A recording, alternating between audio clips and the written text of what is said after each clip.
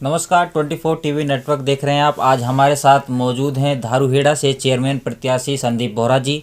आज हम उनसे जानेंगे कि वो किन किन विकास के मुद्दों को लेकर धारूहेड़ा में चुनावी मैदान में हैं। सर, स्वागत है हमारे studio. Thank you very much. Sir, चुनाव प्रचार जैसे कि थम गया है और अब इतने दिन से आप चुनाव प्रचार कर रहे थे, लोगों के बीच में गए थे, तो अब किन किन विकास के मुद्दों को लेकर आप चुनावी मैदान में हैं? सबसे पहले तो मैं अपनी धारवाड़ा की सब जनता जनार्दन को नमस्कार करता हूं। मैं संदीप बोहरा, सिंबल किताब, बैलेट नंबर 9। आप सब लोगों का जो प्यार और समर्थन मुझे मिल रहा है उस सब चीज़ के लिए मैं आपका आभारी हूं।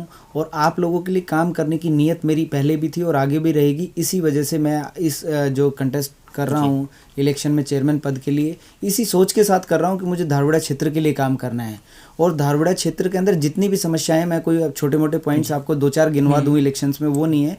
मुझे हर चीज़ पे काम करना है, हर क्षेत्र में मुझे काम करना है। धारवाड़ा में बड़ी समस्याएं भी है, दैनिक रूप से जो हमारे को रोज़ परेशानियाँ आती है, वो उन समस्याओं पर भी मुझे काम करना है। तो जो बड़ी समस्या है मैं मोटे तौर पे आपको वो बता देता हूँ। हमारे सेक्टर में धारवाड़ा में गंदे पानी की समस्या है, जो कि यहाँ से केमिकल कंपनियों का पानी जाता है भिवाड़ी साइड से।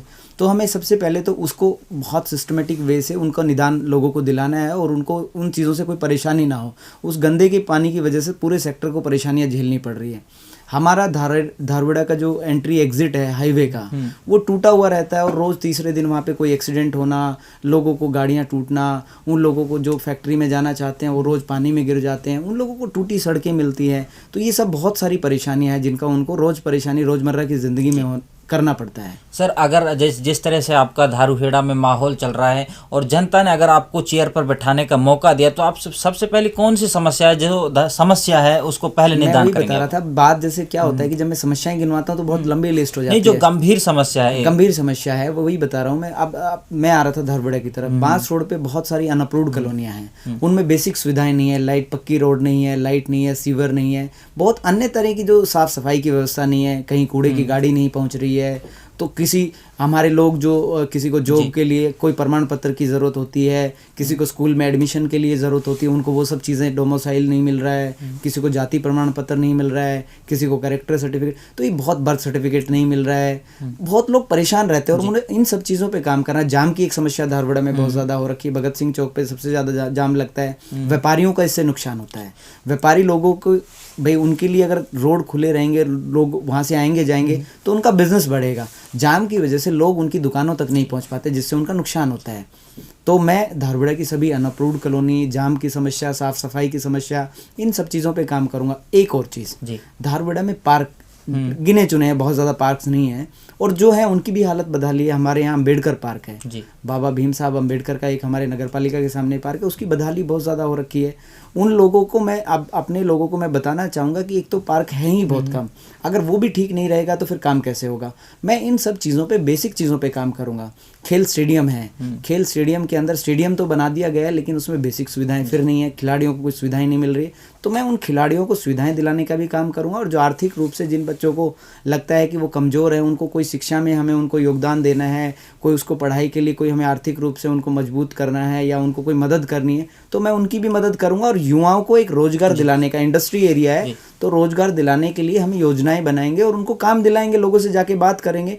तो मेरा सब चीज़ों पे फोकस रहेगा, किसी एक चीज़ पे मेरा फोकस नहीं है।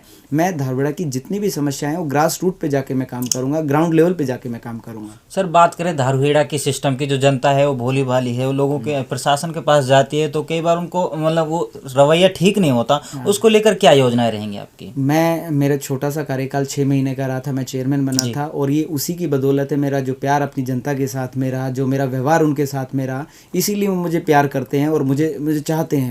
तो ये मैं जो सरकारी पैटर्न वाली व्यवस्था है, मैं उसको पसंद नहीं करता हूँ कि आज आदमी आए कल, आज जो आज काम के लिए आए वो कल आए, वो उसको बोल दिया जाए परसों आए, फिर आपको 2 दिन बाद जाए, आज वो नहीं है तो अगले दिन आना। मेरा काम होता है कि जो कोई काम लेके आए और वो अभी हो सकता है तो उसको करा के दे दूं मैं उस काम को, उसके लिए देरी ना कराऊं मैं। तो मैं तो सिंगल विंडो सिस्टम के तहत हर किसी को सॉल्यूशन देता हूं। मैंने पिछले 6 महीने में, जब मैं कार्यकाल जो मेरा रहा था, उसमें मैंने सिंगल विंडो सिस्टम को लागू भी किया था कि आप एक ही बिल्डिंग में आइए, आपके सारे काम उसी बिल्डिंग में होंगे, चाहे पोस्ट ऑफिस हो, चाहे आपका फूड सप्लाई हो, नगर पालिका हो, CSC सेंटर भी अब वहाँ पे खुल गया है, डिस्पेंसरी खुलवा देंगे, कोई NGO का ऑफिस वहाँ खुलवा देंगे जिससे बच्चों को मदद मिले वहाँ से। तो सोच बहुत अच्छी है मेरी धारवाड़ा के लिए काम कराने की। मुझे तो सिर्फ मौका चाहिए और मौका देना जनता का काम है। जनता अगर मुझे मौका देगी तो मैं बिल्कुल 5 साल उनके लिए बेहतर धारवाड़ा के निर्माण के लिए काम करूँगा, उन्नति के लिए काम करूँगा, डेवलपमेंट के लिए काम करूँगा। तो मेरा इरादा है धारवाड़ा के लिए काम करने का। मुझे तो सिर्फ एक मौका चाहिए। जैसा कि सर कोविड-19 चल रहा है, कल मतदान भी है, तो अब जनता से क्या अपील करेंगे? मैं जनता से अपील करूंगा कि आप चाहे कोविड हो या कुछ भी हो, ये आने वाले धारवाड़ा की जो आपकी परेशानियां आप लोग झेलते हैं 5 साल, ये उनको ख़त्म करने का टाइम है। आप अपने सभी लोग ज़्यादा से ज़्यादा मत का प्रयोग कीजिए, जाइए बूथ पे जाइए, अपनी प्रिकॉशंस लीजिए, सेफ्टी के साथ में आप जाइए और मतदान ज़रूर करिए। क्योंकि मतदान करेंगे और आप अच्छे आदमी के पक्ष में करेंगे तो वो आपके धारवाड़ा में जो 5 साल आपके लिए काम करेगा वो आपका ही उसमें फ़ायदा है। आप सभी उम्मीदवार, जितने भी उम्मीदवार खड़े हैं, आकलन ज़रूर करें।